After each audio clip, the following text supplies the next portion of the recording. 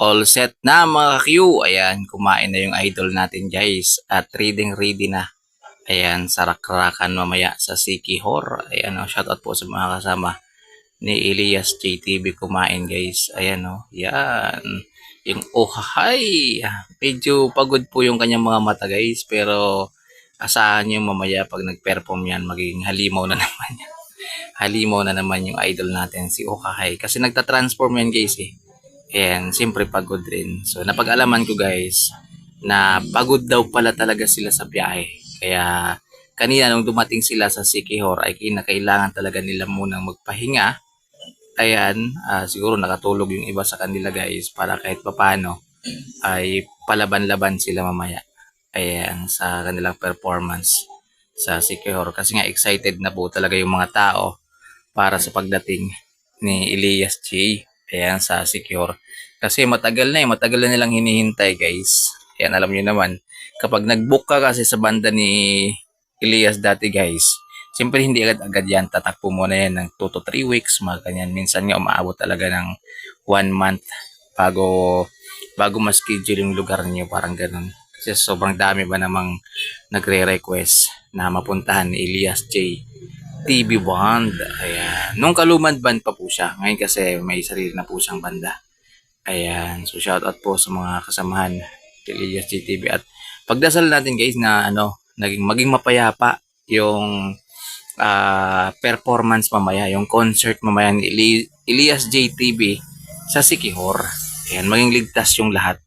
Ayan. So ipagdasal natin yan para at least everybody happy. Diba? Yan, kagaya kagabi sa Lano del Norte. Yan, kahit sabihin natin guys na sobrang daming tao. Yan, siksikan, tulakan. Yan, yung iba pawis na, sobrang init. Pero naging successful naman. Wala namang nangyaring mga major na pangyayari ba. Kumbaga, naging maayos pa rin. Yan, kahit nga hanggang paglabas ni Elias nun sa venue kung saan siya nag-perform ay sinusundan pa rin po siya ng napakaraming taghanga. So wala, ganun talaga yung idol natin. Sobrang lakas po niya ngayon guys. Sikat na sikat po siya ngayon. Yan. So yun lang talaga yung dasal natin guys. Para matapos niya yung performance niya ngayong buwan na to ng June. Dahil nga sunod-sunod na bigyan siya ng malakas na pangangatawan. Ilayo po siya sa mga sakit. Yan. Yun lang talaga yung hiling natin guys. Para tuloy-tuloy na makapagpasaya ng tao, si Elias J. Kasi marami po siyang ni-inspire ngayon. Marami po siyang tagahanga ngayon guys. Bata, matanda, may ngipin o wala.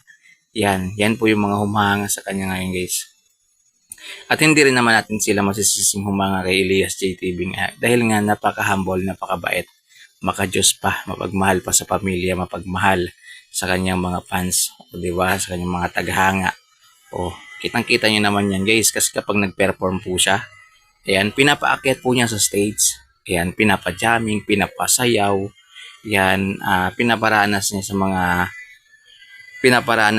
ano niya guys, sa mga tagahangan niya.